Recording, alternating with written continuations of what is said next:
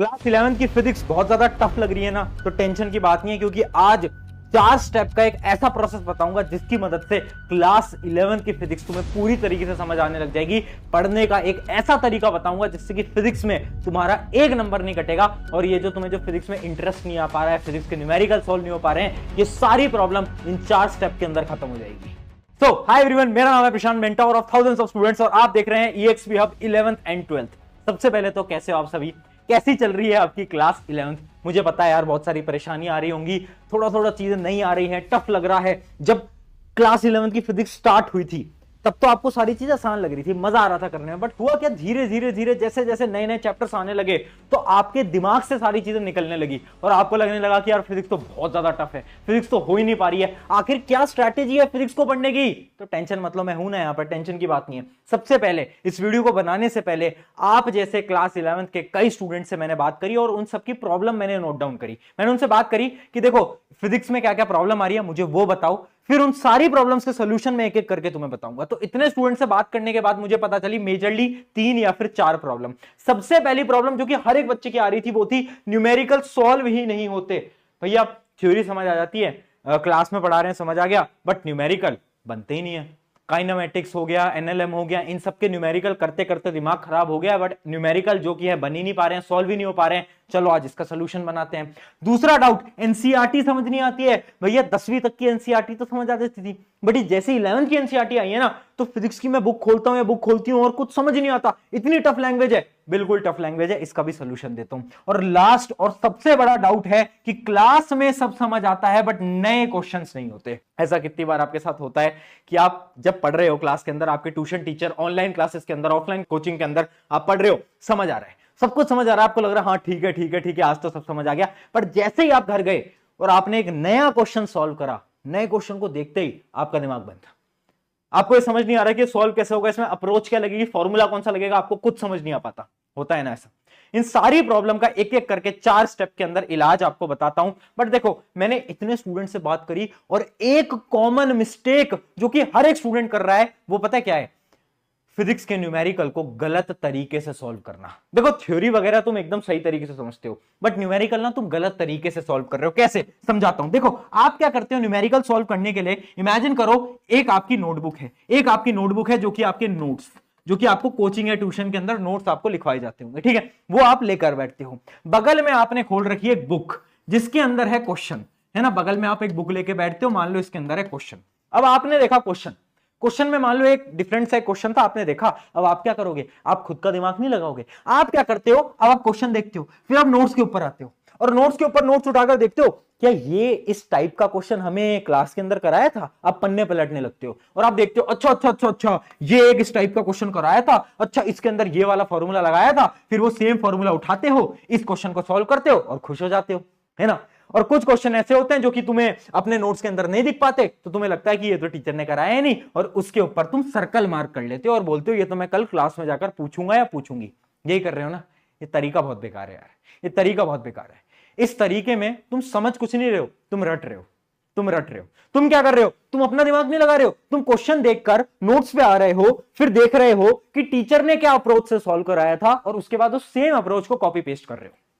Robot मत बनो यार, खुद का इस दिमाग को दिया है ना, इसका यूज करो, क्वेश्चंस को खुद से सॉल्व करो, खुद से ट्राई करो। नोट्स तब तक नहीं पलटने जब तक कि कुछ समझ ना आए, पहले खुद से दिमाग लगाना है कि हाँ यार कॉन्सेप्ट कौन सा लगेगा, फॉर्मूला कौन सा लगेगा, ये सारी चीजें आपको खुद से लगानी पड़ेगी। अब फटाफट से 4 स्टेप देखते हैं, टेंशन मत लो, 4 बहुत सिंपल स्टेप से आपकी फिजिक्स स्ट्रांग होगी, एक नंबर नहीं कटेगा, मेरी गारंटी है। देखो फटाफट से आते हैं। पहला जो हमारा पॉइंट है, स्टेप नंबर 1 है क्लास में समझो। ध्यान से सुनना, देखो पहला स्टेप है, फिजिक्स में 60% तक चीजें आपकी क्लास में कवर होती हैं। अगर आप क्लास में अटेंशन से सुन रहे हो, आपके टीचर सॉल्व करवा रहे हैं तो आप ढंग से बैठकर थ्योरी समझते हो, सॉल्व करते हो, साथ साथ में कॉपी पेस्ट नहीं करनी कि हाँ टीचर ने बोर्ड पे लिखा है या फिर टीचर ने पूरा समझा दिया तो मैं बस देख के लिख लेता हूं या लिख लेती हूं, ये नहीं करना। समझना है कि अच्छा ठीक है टीचर ने क्या अप्रोच लगाई, किस फॉर्मूले को लगाया, किस फॉर्मूले को क्यों लगाया, वो सब चीजें आपको समझनी पड़ेगी। ये होता है हमारा स्टेप नंबर 1। उसके बाद आपको करना है नोट्स, नोट्स बनाते चलने हैं, जैसे मैंने आपको बताया साथ साथ में नोट्स बनाने हैं। टाइम खराब मत करना, पिछली वीडियो में भी बोला था कि भाई टाइम इतना नहीं है कि तुम कोचिंग में बैठ के रफ नोट्स में लिखो और घर जाके फेयर नोटबुक में बनाओ, नहीं, एक ही नोटबुक बनती है, उसको चाहे रफ बोलो फेयर बोलो फर्क नहीं पड़ता। क्लास 11th डिफरेंट है। अगली चीज उन नोट्स को रिवाइज करना, ये होता है हमारा स्टेप 1। लेक्चर देखा, नोट्स बनाए, रिवाइज करा, ये एक हो गया स्टेप 1। अगले स्टेप के ऊपर बढ़ते हैं जो कि हमारा step number 2, one of the most important step. ये स्टेप क्या बोलता है, देखो अगर फिजिक्स से तुम्हें डर लगता है, वो डर पता है तुम्हें क्यों लगता है, क्योंकि जैसे तुम कोई क्वेश्चन सॉल्व करते हो ना तो तुमसे वो क्वेश्चन सॉल्व नहीं हो पाता। अब जब तुमसे क्वेश्चन वो सॉल्व नहीं हो पाता तो तुम्हारा दिमाग जो है तुमसे बोलता है कि यार मुझसे तो ये हो ही नहीं पाएगा, मेरे तो बस की नहीं है, तो बंद करो कोई और सब्जेक्ट उठा लो। ये होता होगा तुम्हारे साथ, है ना? ट्राई करा है ना फिजिक्स के क्वेश्चन सॉल्व करने का, नहीं बन पाते ना। इसका क्या सोल्यूशन है, देखो क्या लिखा है यहां पर, solve easy questions such as PYQ, previous year question. देखो जब भी तुम किसी चैप्टर को स्टार्ट कर रहे हो, आसान क्वेश्चन से स्टार्ट करो। बच्चे क्या सोचते हैं, ठीक है यार मुझे ट्यूशन में पढ़ा दिया, अब मैं क्या करता हूं ना, ट्यूशन वाले कोचिंग वाले जो मॉड्यूल हैं उन मॉड्यूल को उठाता हूं और फटाफट से सॉल्व करने लगता हूं। ये गलती मत करना, मॉड्यूल के क्वेश्चन टफ होते हैं। मॉड्यूल बनाया ही टफ लेवल के लिए गया है। अगर आप किसी अच्छी कोचिंग में जाते होगे तो मॉड्यूल्स के भी ना लेवल्स होते हैं, लेवल्स होते हैं कि एक होता है आसान क्वेश्चन, फिर होता है थोड़ा टफ, फिर होता है थोड़ा टफ। वो पता है क्यों बनाया जाता है, वो इसलिए बनाए जाते हैं ताकि आप सबसे पहले आसान क्वेश्चन करो। बट बच्चे क्या करते हैं, नहीं सबसे पहले मॉड्यूल के हार्ड वाले क्वेश्चन करेंगे। हार्ड वाले क्वेश्चन करोगे एक भी क्वेश्चन नहीं बनेगा, डिमोटिवेशन होगा, पढ़ना बंद कर दोगे। करना क्या, आसान क्वेश्चन करो। मैं बोलता हूं मॉड्यूल अगर तुम्हारी कोचिंग में लेवल वाइज नहीं मिलते, मॉड्यूल के क्वेश्चन मत करना, सबसे पहले प्रीवियस ईयर क्वेश्चन लगाओ। प्रीवियस ईयर क्वेश्चन बहुत सिंपल होते हैं, ठीक है, या फिर एनसीईआरटी के एक्सरसाइज क्वेश्चन लगा लो, सिंपल है, ठीक है। या फिर एचसी वर्मा में भी बहुत थ्योरेटिकल बेस्ड क्वेश्चन है, आप एचसी वर्मा भी सॉल्व कर सकते हो अगर आप जेईई नीट की तैयारी कर रहे हो तो, ठीक है। तो आपको सबसे पहले ये करना है, आसान क्वेश्चन करे, कॉन्फिडेंस आए कि ठीक है यार ये सब तो मैं कर लूंगा, ये तो मैं कर लूंगी, आगे बढ़ते हैं। उसके बाद आपको आना है मॉड्यूल क्वेश्चंस की तरफ। और याद रखना मॉड्यूल क्वेश्चन में भी एक प्रकार के क्वेश्चन नहीं करने हैं। बहुत सारे बच्चे क्या करते हैं कि एक ही टाइप के क्वेश्चन करे जाएंगे, है ना। मान लो एक टॉपिक आपके टीचर ने आपको पढ़ाया, फिर उस टॉपिक के सेम टाइप के क्वेश्चन नहीं करने हैं, आपको नए नए क्वेश्चन सॉल्व करने हैं। नए क्वेश्चन क्यों सॉल्व करने हैं, एग्जाम के अंदर कोई भी क्वेश्चन आ सकता है। अगर आप सेम क्वेश्चन सॉल्व कर रहे हो जिसमें एक ही फॉर्मूला लग रहा है, एक ही फॉर्मूले पे कितने क्वेश्चन सॉल्व करोगे यार, उससे कोई फायदा है नहीं।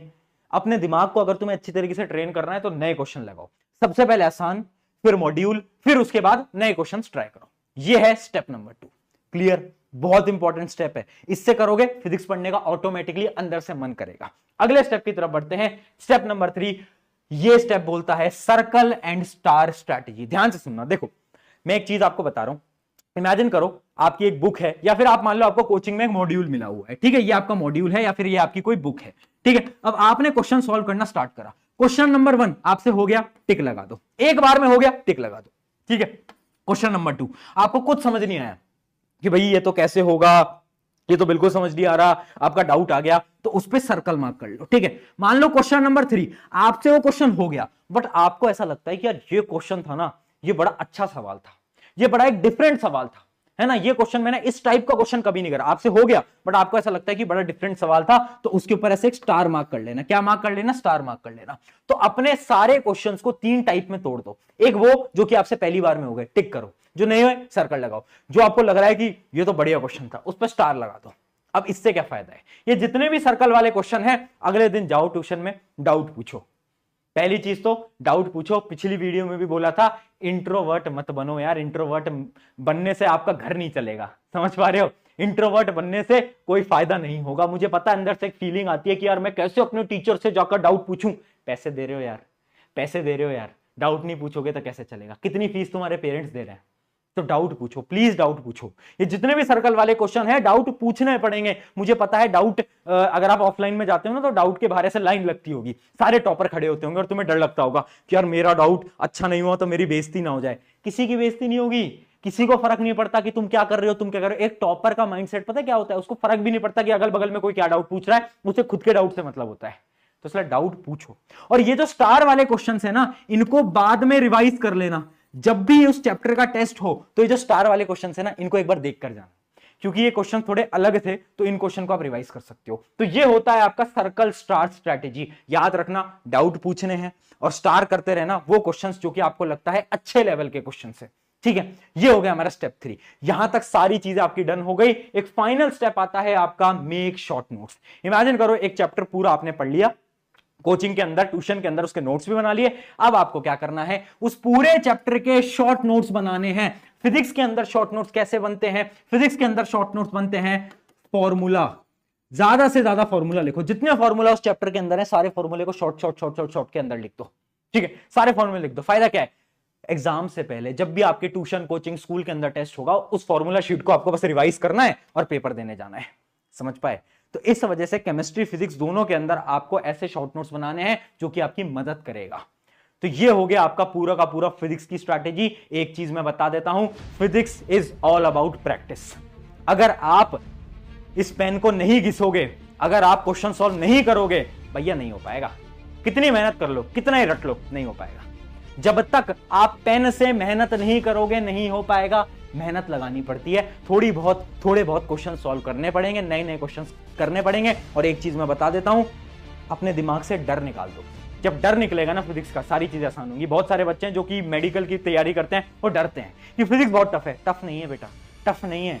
तुम्हारे दिमाग के अंदर एक कीड़ा बना हुआ है कि बहुत टफ है, जबकि बहुत सिंपल सब्जेक्ट है। एक बार सॉल्व तो करने की कोशिश करो। जब क्वेश्चन सॉल्व होंगे ना, ऑटोमेटिकली अंदर से मोटिवेशन आएगा। तो ये थी पूरी की पूरी फिजिक्स की स्ट्रैटेजी। अगर आपको ऐसी सेम स्ट्रैटेजी केमिस्ट्री के ऊपर चाहिए तो कमेंट में मुझे जरूर बताना, ताकि मैं अगली वीडियो केमिस्ट्री पे भी लेकर आ पाऊं। टेक केयर, मेरा नाम है प्रशांत, मिलते हैं नेक्स्ट वीडियो के अंदर।